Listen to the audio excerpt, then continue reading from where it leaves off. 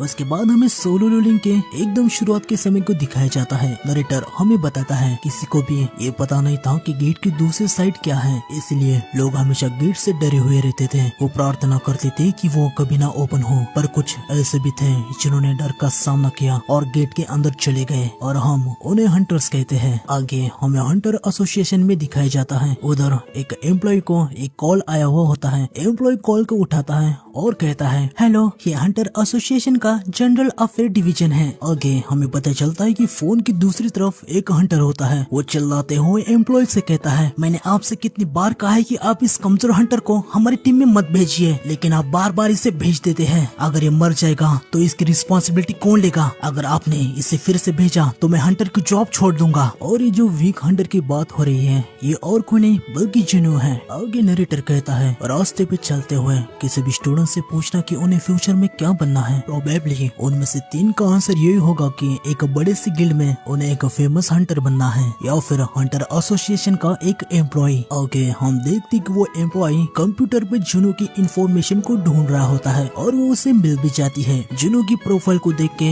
Employ कहता है, मुझे तो यकीन नहीं हो रहा, ये इतनी बार जख्मी कैसे हुआ? ये तो चमत्कार ही है कि ये जिंदा है। आखिर ये हंटर बन के क्यों काम करना चाहता है? इसमें और नॉर्मल इंसान में कुछ ज्यादा फर्क है ही नहीं। ये इतना खतरनाक काम कर रहा है, क्या इसका कोई स्पेशल कारण है? ओह, तो इसकी माँ इटरनल स्लंबर की वजह से आईसीयू में है और इसकी छोटी बहन भी अभी हाई स्कूल में है। उससे पैसों की सख्त जरूरत होगी। ये तो बस 26 साल का है, ये मेरे से बस 6 साल छोटा है। आगे एम्प्लॉय अपने सीनियर के पास जाता है और उसे कहता है, सर, आपको नहीं लगता कि हमें संजीनू को निकालने के लिए कुछ करना चाहिए? सीनियर उससे कहता है, हाँ, हमने पहले भी कोशिश की थी।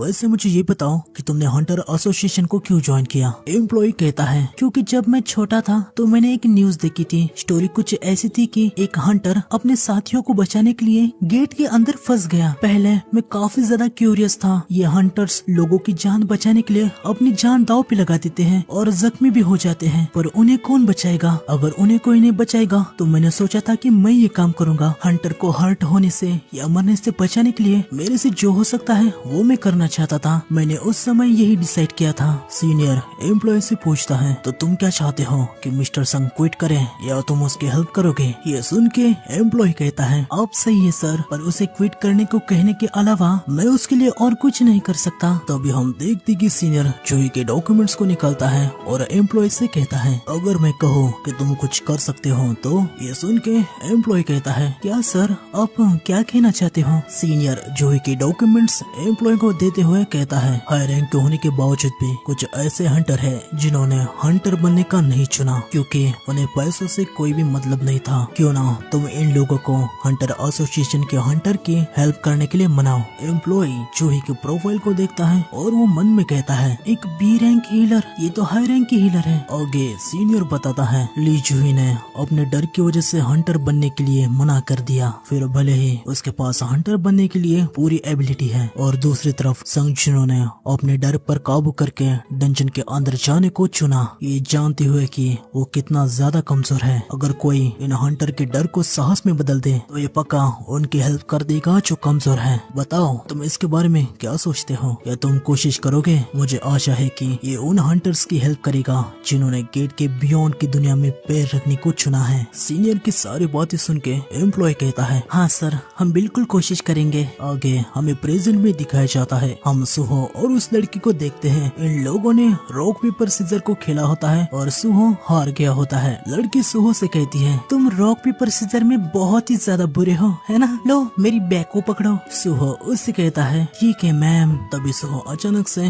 आसमान में देखता है। लड़की सुहो से पूछती है, क्या हुआ, आसमान में कुछ है क्या? सुहो उससे कहता है, नहीं नहीं कुछ नहीं। आगे हम काइसल पे चाहिन और जिनू को देखते हैं। चाहिन जिनू से कहती है, इस नजारे को देखे हुए काफी ज्यादा समय हो गया। आगे हम देखते कि जिनू ने चाहिन के लिए गिफ्ट लाया होता है। जिनू चाहिन से कहता है, हमारे 16th एनिवर्सरी के लिए ये मेरी तरफ से तुम्हारे लिए गिफ्ट है। जिनू चाहिन को नेकलेस पहना देता है और उसे कहता है, हायन तुम पहले घर चले जाना, मैं तुम्हारे हमेशा पीछे रहूंगा। आगे ये दोनों किस करते हैं। चाहिन जिनू से कहती है, तुम ज्यादा समय तो नहीं लगाओगे ना, मैं तुम्हारा वेट करूंगी। हम देखते हैं कि चैन की काफी ज्यादा एज हो गई है। इसके बाद हम जिनू को देखते हैं और उसकी भी काफी एज हो गई है। चाहे काइसल के साथ साथ घर चली जाती है। जिनो गेट की तरफ जाने लगता है। वो अपने मन में कहता है, वो कहते हैं ना, एक पावरफुल बीइंग के पास दूसरे दुनिया के मॉन्स्टर्स को बुलाने की एबिलिटी होती है। जिनो गेट के अंदर जाके अपनी शैडो आर्मी को समन करता है। आगे हमें फ्लैशबैक का सीन दिखाया जाता है जहाँ सुहो गेट के अंदर था।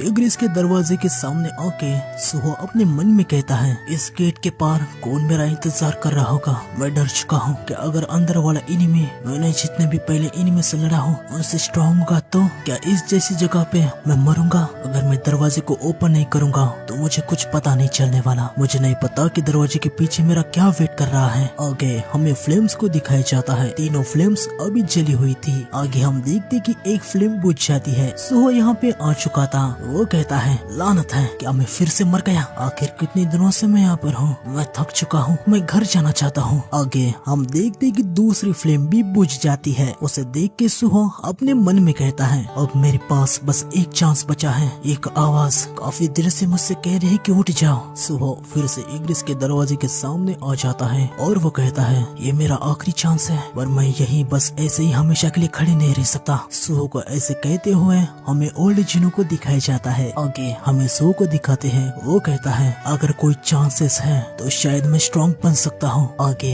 हमें जिनो को दिखाया जाता है। उसके बाद फिर से हमें सुहो को दिखाया जाता है। वो दरवाजे को खोलता है और कहता है, मैं इस दरवाजे के बियॉन्ड वेट कर रहे चैलेंज को लेने वाला हूँ। आगे हम देखते कि वहाँ पे काफी सारी रोशनी दिखाई जाती है और यहाँ पे सोलो लेवलिंग खत्म हो जाता है। तो थैंक यू यार आप सभी का मुझे इतने समय तक साथ देने के लिए।